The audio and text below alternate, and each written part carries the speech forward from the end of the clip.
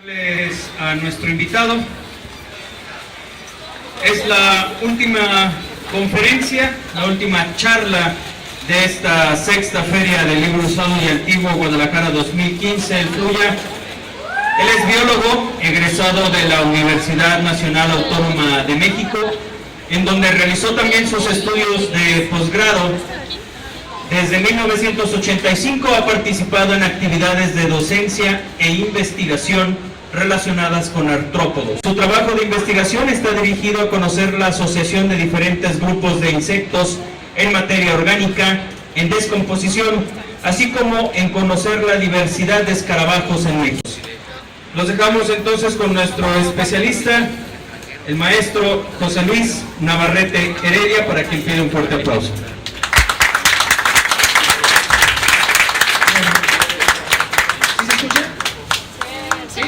Bueno, buenas noches.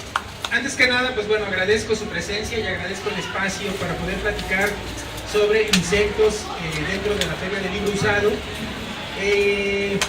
Lo que yo les voy a platicar el día de hoy son muchas de las cosas a las que con frecuencia uno escucha pues en las calles, escucha con los vecinos, y que ahora, hace unos días, se puso muy de moda un problema con un insecto, y que incluso pues casi ya pues vamos, se pensaba hacer algo demasiado grande, pues por los problemas que causaría. En realidad la plática hace referencia a qué son los insectos, lo que la gente cuenta y cuáles son los argumentos que tenemos la gente que trabajamos con ellos, ya sea como especialistas en el grupo o bien por lo que otras personas han generado a través de sus estudios y que bueno, que nos permiten tomar una idea y una posición respecto a la problemática que se nos presenta y que se nos presenta en la vida cotidiana. Generalmente cuando hablamos de insectos, y bueno, vemos insectos algunas veces con unas formas, con unos colores, pues un tanto, para mí, bastante atractivas, para otras personas, pues incluso pueden resultar ser animales bastante feos, desagradables y demás, pues porque se encuentran en sitios a los que normalmente pues uno los asocia con sitios desagradables. Imagínense la basura, el excremento. Sin embargo, bueno, su presencia ahí se debe pues a razones muy particulares y es una función que están desempeñando estos animales. Aquí lo que vemos es un insecto, es una mosca, un tábano, pero bueno, pueden ver los ojos que tiene con los colores que presenta y que hace algunos años, varios años, fueron utilizados como modelo para crear unos lentes que, si ustedes recuerdan, quienes tengan un poco más de 30 años, eran unos lentes que tenían unas mallas. Pues esos lentes de malla están basados precisamente en la visión de los insectos.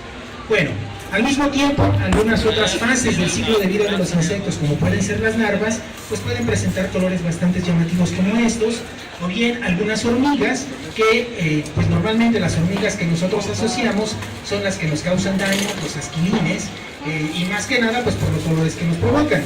Sin embargo, muchas especies juegan un papel muy importante. Esto que ustedes ven aquí, que parece una abeja, en realidad no es una abeja, es una mosca, y esta mosca, lo mismo que las abejas, juega un papel importante como polinizador. ¿Qué es lo que hace? Visita las flores, y cuando se visitan las flores para alimentarse, se lleva granos de polen que después lleva a otras flores para que éstas se puedan reproducir. Si no existieran estos organismos que técnicamente conocemos como polinizadores, pues obviamente la reproducción de las plantas sería difícil. Y bueno, algunos otros insectos, como puede ser este chapulín, con esos colores que en algunos lugares les llaman como chapulines payaso, por los coloridos que presentan. Algunas hormigas, en este caso una hormiga alimentándose de otro insecto, algunos chapulines, ustedes pueden ver ahí las formas, los colores, y como muchas veces estos colores, en el momento en que se posan en el sustrato, pasan desapercibidos para nosotros. Es un mecanismo que tienen para pasar desapercibido de sus depredadores. Y bueno, aquí lo que están viendo es precisamente la polinización por unas moscas, ese insecto pequeñito que parece una abejita o una avispa, nuevamente es una mosca que está polinizando a las flores. Generalmente cuando hablamos de insectos siempre pensamos en los daños que nos causan. Y cuando hablamos de insectos o cuando hablamos de animales relacionados con los insectos, como pueden ser alacranes, arañas u otros animales, la primera pregunta que nos salta es: ¿los insectos pican? ¿Los insectos muerden? ¿Qué es lo que hacen los insectos? Entonces vamos a comenzar con algunas de estas cosas para que veamos cuándo hablamos de una o cuándo hablamos de otra. Para empezar, Los insectos tienen espinas o tienen aguijón. Los insectos pueden tener espinas y pueden tener aguijones. La diferencia entre una espina y un aguijón es que la espina es una estructura rígida que está como una ornamentación en el cuerpo y que generalmente, vamos a ver una excepción más adelante, pero que generalmente no está asociada a ninguna glándula de veneno. Por consecuencia, si nos pica una espina, lo más que nos puede provocar es un dolor físico, pero jamás de los jamases nos va a inyectar veneno. Por el contrario, un aguijón es una estructura especializada que está asociada a una glándula de veneno y que por consecuencia nos va a inocular esta sustancia y que sí puede provocar lesiones. Lesiones que en algunos animales incluso pueden llegar a provocar la muerte. Estamos hablando, por ejemplo, del alacrán. Y ahorita vamos a ver algunos ejemplos. Si ustedes se fijan, aquí lo que están viendo son unas variedades de mantis o campamochas. Y si se fijan en las patas, tiene unas proyecciones que le salen hacia adelante. Esas proyecciones son espinas. Vean ustedes ahí cómo están las partes de la pata, ven cómo están las proyecciones hacia la parte ventral y cómo en la punta hay otras espinas que van hacia la parte anterior, de tal manera que cuando se cierran esas estructuras, pues obviamente lo que hacen es pinchar a la presa, sujetan a la presa y se puedan alimentar sin mayor problema. Pero ojo, son espinas, no están inoculando veneno. Si ahora hablamos de aguijones, ustedes pueden ver en estas imágenes un aguijón y curiosamente, en este caso la intención fue así, pueden ver cómo al final del aguijón ustedes pueden ver una pequeña gota. Esa pequeña gota es una gota de veneno, es una gota que se está produciendo en el interior del aguijón, en una glándula especializada y que por consecuencia, si es una glándula de veneno, el aguijón está sirviendo como una vía para poderlo inocular, pero el veneno lo utilizan los insectos, los arácnidos o generalmente los animales como una estrategia para poder paralizar a su presa, para poderse alimentar. Que ese veneno tiene consecuencias con nosotros, eso es punto y aparte. O sea, los animales no están preparados para atacar al hombre. Los animales están preparados para poder utilizarlo como mecanismo de defensa o bien como una estrategia de alimentación. Entonces, aquí vemos un aguijón asociado a una glándula de veneno y vemos el producto. Uno de los aguijones más comunes es lo que podríamos ver en una abeja. Si ustedes se fijan, en la parte posterior se ve cómo está el aguijón, cómo está saliendo el aguijón, y hacia adelante, hacia la parte anterior, se ve una bolsita. Esa bolsita es la glándula de veneno. Ahí es donde se produce la sustancia y está saliendo a través del aguijón. Pero una cosa muy particular en el caso de las abejas es que el aguijón es la modificación del aparato reproductor. Y entonces, las obreras, que son las que tienen este aguijón modificado, las obreras no se reproducen. ¿Por qué? Porque está especializado como una estructura defensiva. Y que curiosamente, en caso de que pique una abeja, el aguijón se queda atorado y lamentablemente la abeja muere, como vamos a ver más adelante. Pero otras especies tienen el ovipositor o la estructura reproductora, pero que no utilizan como un mecanismo de defensa. Ven ustedes el insecto, ven hacia la parte anterior las antenas, las alas, y hacia la parte posterior ustedes pueden ver una espina como sale muy larga. Esa cosa muy larga que están viendo ustedes es el aparato reproductor, la estructura que sirve para poner los huevecillos, que está completamente modificada. Estaríamos hablando que si eso estuviera asociado a una glándula de veneno, ¿eso qué sería? Eso sería un aguijón, pero no lo está. Comentábamos el caso de las abejas. Vean dónde está el aguijón en el brazo, vean cómo se ve parte de lo que es el aparato digestivo, de los órganos internos de la abeja, y vean cómo la abeja intenta volar. Lamentablemente, ¿por qué se está quedando? Por la forma y las estructuras que tiene ese aguijón, que evita que salgan de manera muy fácil para que el veneno surta efecto cuando esté inoculado sobre un organismo agresor. Otros animales tienen una estructura también modificada, como ya veíamos en el caso de la avispa, también los chapulines, pero en el caso de los chapulines estos no están asociados a glándulas venenosas. Por consecuencia, no es un aguijón, aunque lo veamos tan grande como se puede ver ahí. Otro de los aspectos es, ¿los insectos pican o los insectos muerden?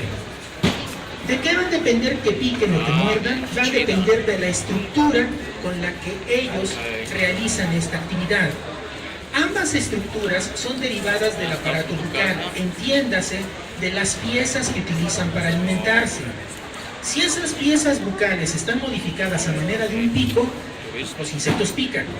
Si esas piezas bucales están organizadas como si fueran unas piezas como mandíbulas, los insectos muerden. Lo que ustedes ven en la parte izquierda es el pico que se ve ahí de color, lo que ven en la parte derecha son esas piezas negras y esas piezas lo que hacen es que muerden. Ustedes pueden ver ahí un aparato bucal masticador, la flecha indica las estructuras con las que muerden y que por consecuencia, en este caso, si muerden y no están asociados a ninguna glándula de veneno, no están inoculando ninguna sustancia. Vean aquí lo que es una modificación o lo que son las piezas mandibulares con las que muerden, mucho más desarrolladas, mucho más evidentes. Y las piezas bucales, si nosotros abrimos el insecto, vamos a ver que pueden tener alguna forma como la que están ahí. En la segunda imagen, de la izquierda hacia la derecha, pueden ver cómo se ve lo que sería la mandíbula, que es con lo que sirve para cortar o para morder, dependiendo de lo que se trate. Vean a ese insecto con sus mandíbulas grandísimas. Uno pensaría es que este muerde mucho más fuerte.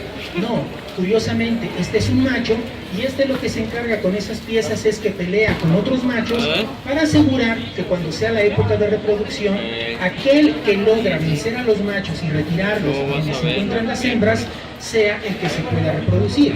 Incluso hay videos en donde el macho está empujando a otro macho, lo tira desde los árboles, desde las alturas, y tan acostumbrado está el macho a aventar todo lo que se encuentra, que muchas veces después de que copula con la hembra, la agarra con sus mandíbulas y también la avienta para que se caiga de los árboles. Vean, eso que ustedes observan ahí, muy grande, muy proyectado, ¿qué son? Son las mandíbulas y son estructuras que sirven para morder. Y ahora, si ustedes se fijan, está la cabeza, están las antenas y hay un pico. Por consecuencia, este insecto tiene un aparato bucal picador y por consecuencia puede picar. Puede inyectar sustancias, puede alimentarse de sangre, como muchos insectos lo hacen. Vean el pico, vean la coloración y vean cómo está completamente modificado y especializado para poder realizar esta actividad de picar y chupar.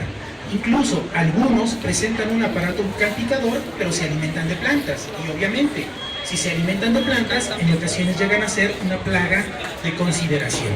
Vean ustedes ahí un mosquito, en la parte de abajo una chinche que parece una cucaracha grande, y que esa la podemos encontrar aquí en Jalisco, en los arroyos, que es de cuidado, si pica duele muchísimo, pero no pasa más allá del dolor local y la temperatura que se pueda elevar pues, por algunas horas.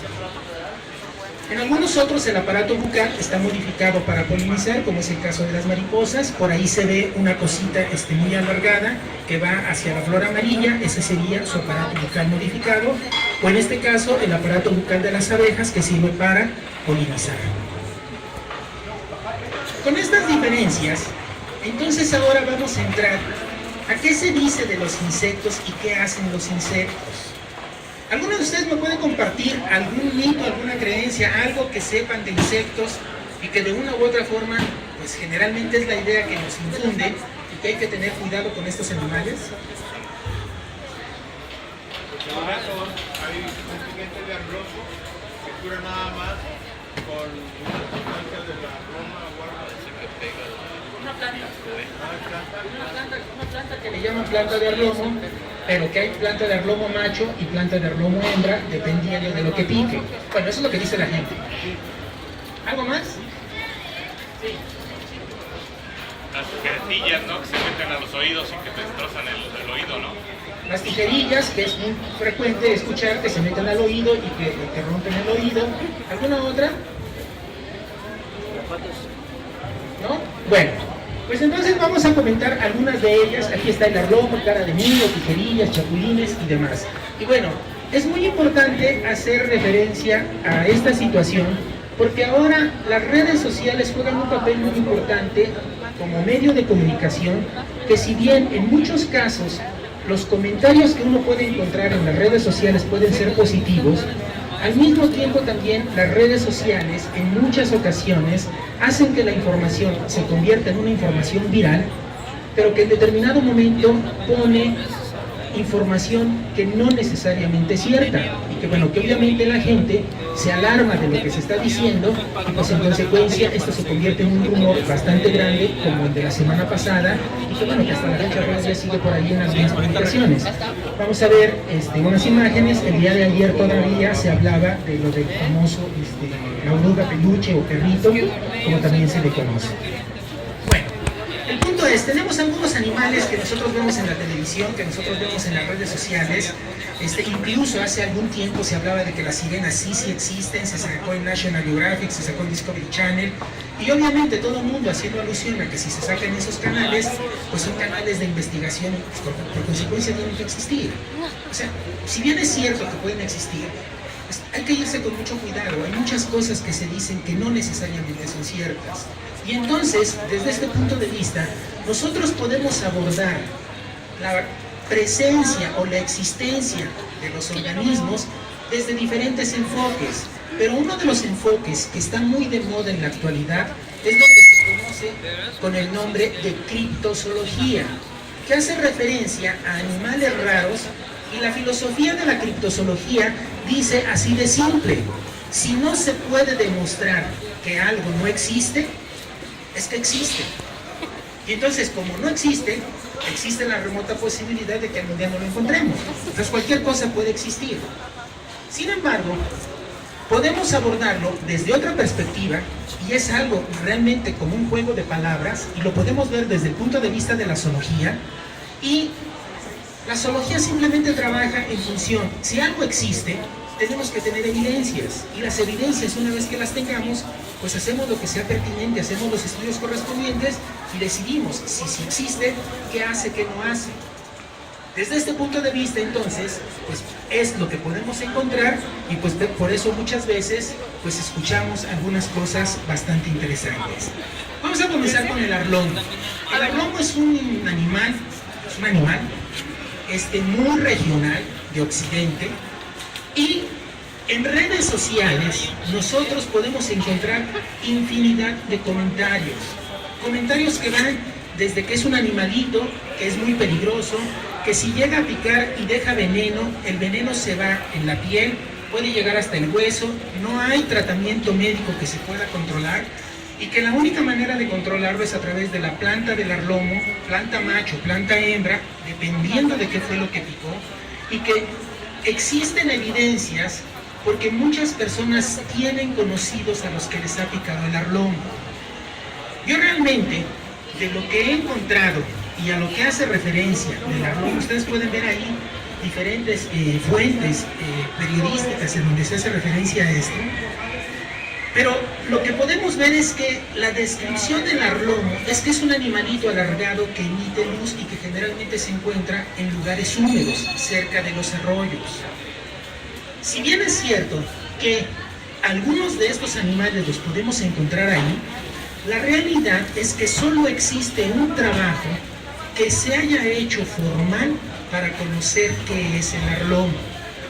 Lo más interesante del caso es que la persona que lo realizó es un estudiante de maestría de Francia que vino a México, se puso a investigar en diferentes lugares del estado de Jalisco y llegó a la conclusión de que dentro de los diferentes animales a los que se les llama arlomos, existen algunos como este que está aquí, que en algunas localidades se les conoce como panchos o cuereres, y que estos sí son capaces de generar algunas ámpulas sobre la piel cuando son apretados o cuando son aplastados. ¿Por qué razón? Porque liberan una sustancia que al entrar en contacto con la piel, lo que hace es que forma unas ámpulas, y el líquido que se genera de las ámpulas puede formar más ámpulas. ¿Qué es lo que hace la gente? Lo que hace la gente es, como tratamiento local, se pone la nata del atole blanco porque es muy fresca y reduce la temperatura local. Se pone barniz de uñas transparente sobre las heridas. ¿Por qué razón? Porque el barniz de uñas forma una capa que en caso de que se rompa el ámpula, el líquido no entra en contacto directo con la piel, sino entra en contacto con el barniz, y de esa manera evita que se extienda la herida. Y bueno, junto con esto, dependiendo de las lesiones, hay tratamientos médicos que se pueden dar y las personas pueden sanar si siguen los tratamientos en cosa de menos de 15 días. ¿Qué otros animales se encontraron como pertenecientes a arlomos? Se encontraron termitas, y ven ustedes las formas que pueden tener las termitas, y obviamente, si uno ve una termita con esas características, pues de primera instancia podría sugerirnos que se trata de un animal venenoso o de un animal tóxico, y que por consecuencia está inoculando veneno. Pero recuerden, si es un animal venenoso, ¿qué debe de tener para que pueda inocular veneno? Debería de tener un aguijón. Vean ustedes a ese insecto y busquen alguna parte en donde se haga evidente un aguijón. No existe aguijón en estos animales. No existe aguijón en este. No existe aguijones en este, pero lo que sí ven es que se ven las mandíbulas muy grandes. En último de los casos, si esto llegara a provocar daño, ¿qué haría? Mordería, pero no inocularía veneno. Y bueno, aquí todavía es mucho más evidente que estos organismos pueden morder. Y bueno, lo que ustedes ven ahí es lo que sería la reina de las termitas, que si ustedes se fijan es completamente diferente, es muy grande. ¿Por qué? Porque se ha especializado única y exclusivamente en la reproducción y es la encargada de mantener a la colonia con termitas para que estén laborando dentro de la colonia. Otros insectos que se encontraron se conocen en algunos lugares como burras, y quiero que se fijen en algo particular, los colores que tiene. Vean, colores rojos y negros, y en otras ocasiones colores amarillos. En la naturaleza, si ustedes ven animales que tengan combinaciones de colores negros con rojos y amarillos, por precaución ni los toquen. Después averiguan si era venenoso o no era venenoso. ¿Por qué razón? Porque eso es una coloración de advertencia. Muchos animales tienen sustancias tóxicas. Estos en particular tienen sustancias tóxicas, provocan lesiones en la piel, pero las lesiones en la piel son muy semejantes a las que vimos en las imágenes anteriores. ¿Dónde podemos encontrar a estas burras? Las podemos encontrar en los jardines aquí en Guadalajara, los podemos encontrar en Colomos, los podemos encontrar en los lugares muy cercanos dentro de la ciudad. Aquí vemos a una pareja de burras, y bueno, al final, ¿qué es el arlomo? Hay aquí una caja con diferentes muestras que fue de lo que se encontró, de lo que son los arlomos. Al final, si quieren revisarla, con todo gusto la pueden revisar, pero para fines prácticos, arlomo se le dice a muchísimos animales. Algunos de ellos provocan lesiones, sí, pero las lesiones que provocan son de ámpulas. Las lesiones que describe la gente con problemas muy serios, desconozco si realmente los provoca un insecto o los provoca otro animal o los provoca otra planta, o si la persona tiene otro tipo de problemas que se complica cuando le pica un animal. Pero independientemente, cuando se llegue a presentar un problema por burras, por panchos o por arlomos en general, pues no queda de otra y vaya con el dermatólogo, porque eso sí puede ser un problema serio. El cara de niño. El cara de niño es un animalito como este. Si ustedes se fijan, está peloncito, está chiquito, tiene los ojitos chiquitos, pero ¿por qué le dicen cara de niño? La verdad es que hasta la fecha yo no sé por qué le dicen cara de niño. En algunos lugares le dicen cara de niño o mestizo, pero lamentablemente yo no sé por qué les digan así. Hay muchas cosas nuevamente que se dicen en internet, incluso hasta se habla de que es una araña. El cara de niño no es una araña, el cara de niño es un insecto. Y bueno, se dicen muchas cosas, pero fíjense, allá arriba no tienen a los cara de niños mexicanos. Estos que son parientes de los cara de niño son de los animales de este grupo que son muy grandes, incluso algunos de ellos pueden llegar a caber en la mano. Pero vean ustedes qué es lo que está haciendo allá ese insecto. Tiene una zanahoria. ¿Y qué está haciendo? Está mordiendo. Si está mordiendo, ¿tiene qué tipo de aparato bucal? Masticador. Por consecuencia, jamás de los jamases va a picar para inyectar veneno. Segunda, vean ustedes en la imagen superior lo de la parte negra y vean cómo tiene las mandíbulas grandísimas. Y bueno, ¿por qué? Pues porque tiene que alimentarse y este se alimenta mordiendo. Incluso en la parte de abajo, esos cuernos que se le ve que salen hacia la parte de adelante, no son cuernos, son las mandíbulas modificadas como los escarabajos que veíamos antes, nada más que aquí con una modificación completamente diferente. En conclusión, ¿qué hace el cara de niño? El cara de niño lo más que puede hacer es morder. Y si muerde es porque uno le está metiendo el dedo, como la zanahoria, en el caso de arriba, pues porque está jugando con él para que le muerda. Inocula veneno, no inocula veneno, no tiene aguijón. Y además, en caso de que les llegara a morder y les provocara una lesión muy grande, lo que podría provocarles sería una infección. ¿Por qué? Porque estos animales se alimentan de materia orgánica en descomposición, pero no más allá de eso. Pero para que los muerda, pues obviamente es porque uno está ahí jugando con estos animales. Y bueno, aquí tenemos algunos otros cara de monos. Hace unos días, más bien hace un año en concreto, se puso de moda la existencia de alacranes voladores. En internet, en Facebook, se hablaba de los alacranes y van a ver una diapositiva, pues que bueno, es para reírse. Y se decía, reportan la aparición de alacranes voladores en Sonora. Los alacranes llegaron a México y obviamente también vinieron de Estados Unidos, como el caso de la oruga peluche. Y vean, y vendrán cosas peores, según la Biblia. Y bueno, lo más interesante del caso es que fíjense, se está hablando incluso a nivel nacional, aquí estamos hablando del portal de Azteca Noticias, en donde hacen referencia de este insecto, que este insecto, como ustedes se fijan allá, tiene esa proyección como si fuera de un alacrán.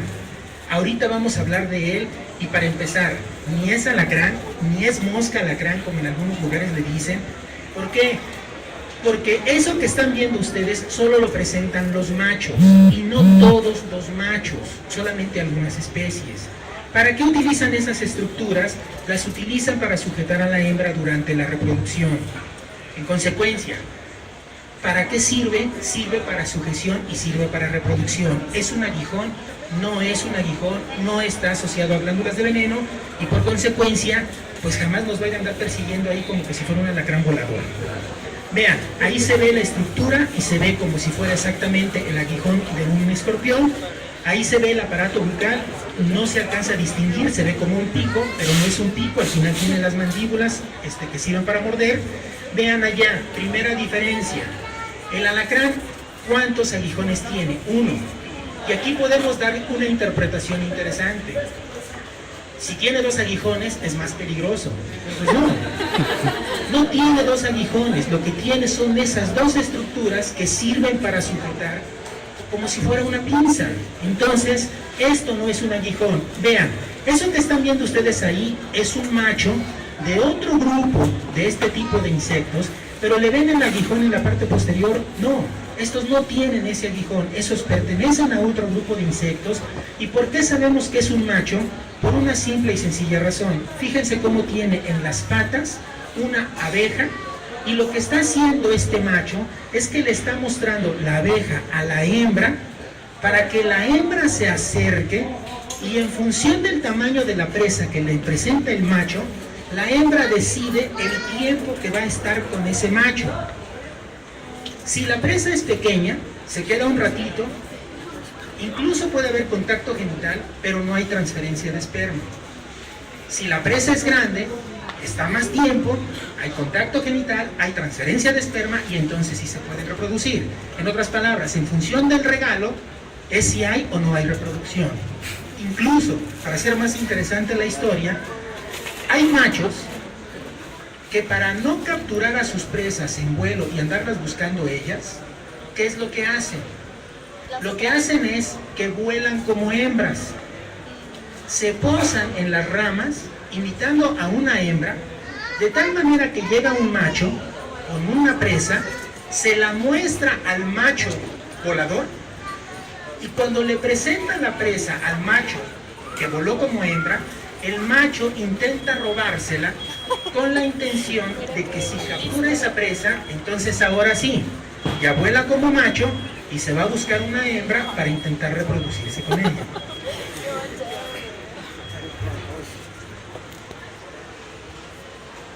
Ustedes pueden ver ahí nuevamente cómo está la presentación de la presa y ven ahí a lo que es el macho y la hembra en el intento de reproducción. Los piojotes. Se llaman mecópteros. Se llaman mecópteros. Hace algún tiempo, y bueno, de hecho en los últimos días, ha estado muy de moda lo de los piojos. El problema de los piojos es un problema de salud y se está presentando con mayor frecuencia. Eso es real. ¿Qué es lo que hay que hacer? Pues hay que tomar precauciones. Se dicen muchas cosas de los piojos, incluso se llegó a hablar de que la primera ocasión que se encontraron piojos en México en una escuela, que era una escuela particular, muy reconocida y demás, se comentó que no era cualquier piojo. ¿Por qué? Porque los niños habían ido a Europa, se contagiaron en Europa y entonces los piojos que trajeron eran piojos europeos, eran de primera clase. Piojos europeos o piojos mexicanos tapatíos son exactamente lo mismo, son piojos. Últimamente también se ha dicho que en los piojos hay piojos mutantes, que porque los piojos ya no atacan solamente a las cabezas que no se bañan, es decir, a la persona que no se baña, y que ahora ya ataca también a las personas que sí se bañan. Pues el problema no es si se bañan o no se bañan, el problema es que si hay una epidemia, hay un problema en alguna localidad, en una escuela, las posibilidades de contaminación y de que una persona adquiera los piojos se incrementan. Y entonces, aunque la persona se asee, existen posibilidades de que se contamine con piojos, existen esas posibilidades. No son piojos mutantes que dicen ahora voy a ir sobre el limpio porque los que no son mutantes van sobre el sucio. No, se habla de las resistencias de los piojos, eso es real, obviamente. Mientras más insecticidas se utiliza, uno lo que está haciendo es crear resistencia, bueno, los insectos crean resistencia. ¿Quiénes han tenido piojos? Pues hasta las personas y de las grandes personalidades han tenido piojos. Esta actriz, Jennifer Garner, sufrió una invasión de piojos, eso es lo que dicen, a mí no me consta, pero cualquier persona es susceptible de ser contagiada por piojos, no ataca solamente a algunos. Y bueno, pues esto abrió también posibilidades de empleo. Aquí en Guadalajara se hizo muy famoso el caso de una señora que ella se dedicó pues a atender a las personas que tenían problemas con piojos, le dio al clavo cómo tenía que tratarlas y bueno, se puso a dar tratamientos contra piojos y bueno, pues de eso pues logró vivir durante algún tiempo. ¿Qué son los piojos? Lo que ustedes están viendo ahí es un piojo, vean ustedes cómo tiene al final unas pinzas y curiosamente esas pinzas sirven nada más ni nada menos que para sujetarse al grosor del pelo. Entonces las pinzas literalmente están sujetas al pelo y cuando uno pasa el cepillo, pues obviamente cuesta trabajo. ¿Por qué? Pues porque están bien sujetos estos organismos, porque están adaptados para vivir con ectoparásitos. La oruga peluche. La oruga peluche, el famoso perrito y todos los nombres que se le han dado. Estas son las fotografías de lo que es la larva de la oruga peluche. En la parte de abajo estaría el adulto. El primer caso se dio el viernes antepasado. Y esa es la fotografía original. Esa fotografía la tomó el hijo de la señora que tuvo el accidente con esta oruga. De ahí empezaron a salir una serie de noticias respecto de la oruga peluche, algunas fotografías tomadas de internet. Y bueno, finalmente... Alerta a la Secretaría de Salud en Jalisco la presencia de una rara especie de insecto conocido como oruga peluche en la entidad, confirmó el titular de la dependencia, Jaime Agustín González Álvarez. Que sí es una oruga originaria de los Estados Unidos que se encontró en el Parque de los Colomos. No sabemos cómo llegó ahí, pero sí sabemos que es portadora de una neurotoxina. Cuando la gente la toca puede sufrir lesiones graves que pueden poner en peligro su vida. Bueno, aquí hay varias cosas que son interesantes. Primera, la declaración que se hace es de un funcionario y de un funcionario que tiene que ver con salud pública y que bueno, que de una u otra forma pues es muy importante lo que se diga y obviamente la autoridad lo que emite y lo que después se puede hacer viral en las redes sociales. Punto número 1, se habla de que es originaria de Estados Unidos. Si es originaria de Estados Unidos, en México no existía. Curiosamente, la periodista dice, conocida como oruga peluche en la entidad. Si es conocida como oruga peluche en la entidad es porque nosotros ya la conocemos. Cuando nosotros le asignamos nombres comunes a los animales es porque han estado en contacto con nosotros. Entonces, o existía o no existía. Luego se dice, era originaria de Estados Unidos, no sabemos cómo llegó. Si se dice que no sabemos cómo llegó es porque estamos asumiendo que es una especie invasora, es una especie que llegó a la ciudad de Guadalajara. Otro aspecto importantísimo es que se habla que se estableció en el Parque de los Colomos. Y cuando se habla del Parque de los Colomos, se habla de un parque público a donde asiste la gente a hacer actividades físicas, recreación, y que por consecuencia es de esperarse que si hay mucha gente en esos espacios y ahí está la oruga que fue introducida y que no sabemos cómo llegó, pues el riesgo potencial es que esto es un grave problema. Finalmente, tiene neurotoxinas, tiene sustancias tóxicas. ¿Qué pasa con la oruga peluche? ¿Qué es la oruga peluche? La oruga peluche, como su nombre lo dice, es una oruga, es una larva, es un gusano, y por consecuencia, si es un gusano, este es la fase juvenil de un insecto. ¿De qué insecto? De un insecto que puede ser una mariposa o que puede ser una polilla. ¿Qué particularidades tiene? Es que tiene muchas sedas en el cuerpo y esas sedas, como vieron en las imágenes anteriores, pues hace referencia al nombre común que se le dio de oruga peluche, parece peluchito. Partiendo de esto, va a presentar un huevo, una larva, una pupa y un adulto. La larva es la oruga peluche y el adulto es la polilla. Por consecuencia, el ciclo de vida de este organismo es semejante al de una mariposa, con la diferencia que es de una polilla, que generalmente son los insectos que son más opacos, incluso hay muchas creencias respecto de ellos, y que tienen mucha cubierta de sedas o de pelitos, como la gente le llamamos, en su cuerpo. Vinieron de Estados Unidos, la verdad es que yo no sé si vinieron de Estados Unidos o no, pero lo que yo sí les puedo decir es que en México, y particularmente en Jalisco, existen especies nativas y que con los que vivimos cotidianamente. El problema es que pues, no nos los encontramos en cantidades tan exageradas como la gente dice o como se supone que deben existir para que causen los problemas que se están diciendo. La especie de la que más se conoce es una especie precisamente de Estados Unidos. Yo considero que se dijo que era de Estados Unidos porque fue de donde encontraron información. Sin embargo, en México existen estas especies y concretamente en Jalisco existen esas 4 especies parientes de la especie de Estados Unidos y que existen en nuestro país sin mayor problema. Incluso la segunda, Megalopigia sassi, es una especie endémica de Chamela que fue descrita hace 20 años como algo nuevo que no se conocía y que fue dada a conocer por un investigador mexicano en una revista nacional. Presencia en el bosque de los Colomos. Ahí en ese mapa está en ese punto una parte de lo que correspondería al bosque de los Colomos, y entonces la pregunta es, si se está diciendo que hay en el bosque de los Colomos, pues tiene que haber en el bosque de los Colomos. Y entonces, ¿qué fue lo que hice? Este fin de semana, el sábado, dije, pues hay que ir al bosque de los Colomos, hay que irse bien preparado para ver si no nos encontramos a la oruga peluche y a ver qué encontramos. ¿Qué fue lo que encontramos? Lo que encontramos fueron mariposas, como la que está ahí. Lo que encontramos fueron capullos de otras polillas. Lo que encontramos fue otro tipo de mariposas. Encontramos arañas grandes. Esta es la parte dorsal de la araña anterior. Encontramos chapulines. Incluso hasta me metí en una parte del bosque de los Colomos y encontré un área bastante extensa de cultivo de calabaza silvestre. Lo malo es que no había calabacita.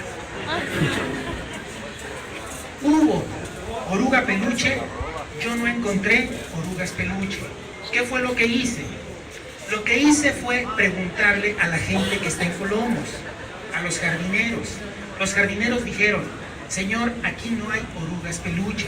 Ya revisamos, ya desmontamos y no hemos encontrado oruga peluche. Dice, pero además, el problema es que no hay orugas peluche registrada para el bosque de los Colomos.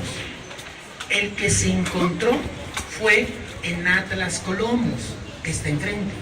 Y entonces, en el otro punto que está en la parte superior, ustedes ven una línea, ese punto es Atlas Colomos, y entonces lo que dice, bueno, pues hay que ir a Atlas Colomos, nada más que Atlas Colomos es una parte privada, había que pedir permiso. Las autoridades de Atlas Colomos, la verdad, muy amables, incluso tan amables que me obsequiaron la larva que picó a la señora, que de donde salió el primer caso, ya convertida en pupa, y que ahorita está cultivándose con la intención de que en los próximos días salga el adulto, que esperemos que salga el adulto. Después de que platiqué con él y que me donaron el ejemplar, me dijeron, ¿gusta revisar? Adelante, puede revisar. Me mandaron hacia la zona donde se encontró la primera oruga peluche. Todo eso que ven ahí en rojo fue lo que anduve caminando, tratando de encontrar a la oruga peluche. ¿Y qué fue lo que encontré? Encontré capullos de otros gusanos, de otras polillas.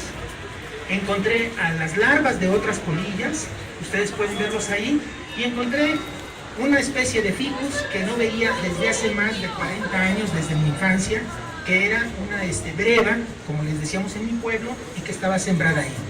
Orugas peluche, no encontré ninguna.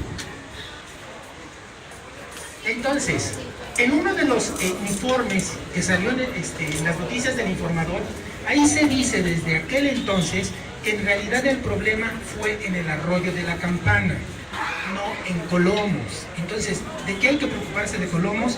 Absolutamente de nada. ¿De qué hay que preocuparse del arroyo de la Campana? Absolutamente de nada. ¿Es peligrosa? Sí, sí es peligrosa.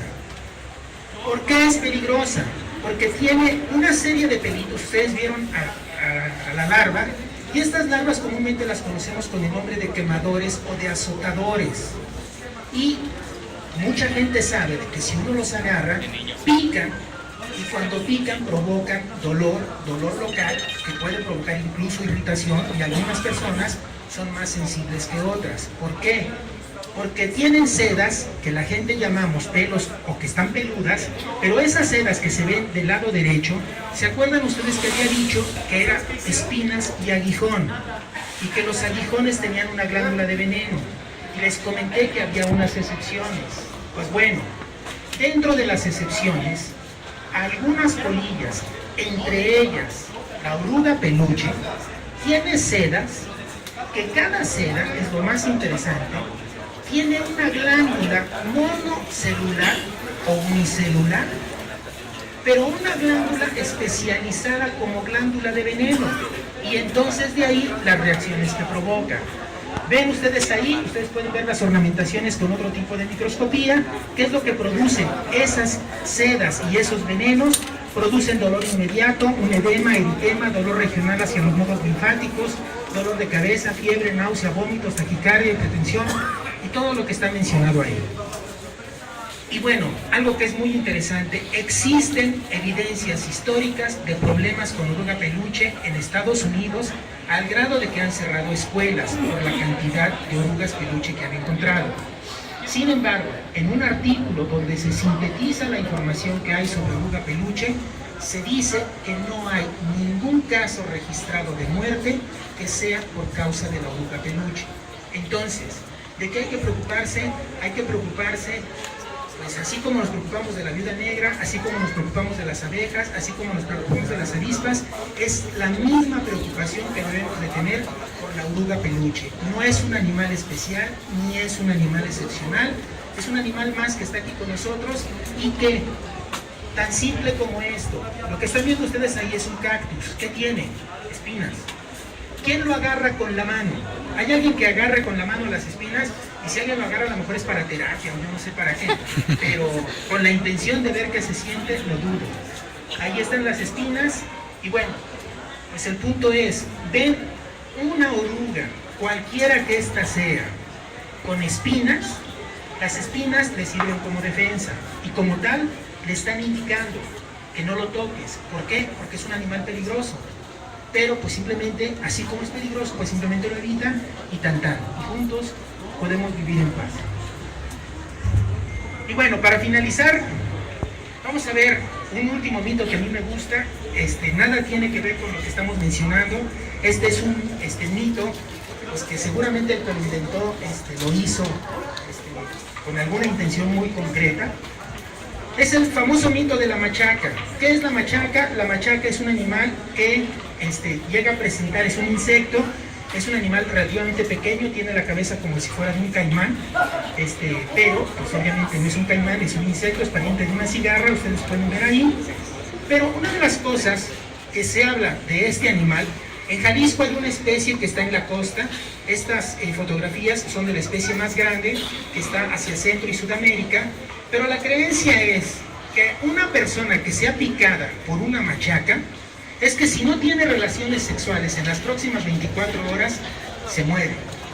Y entonces, pues a mí se me hace que esto era completamente intencional, pues, o sea, no puede ser.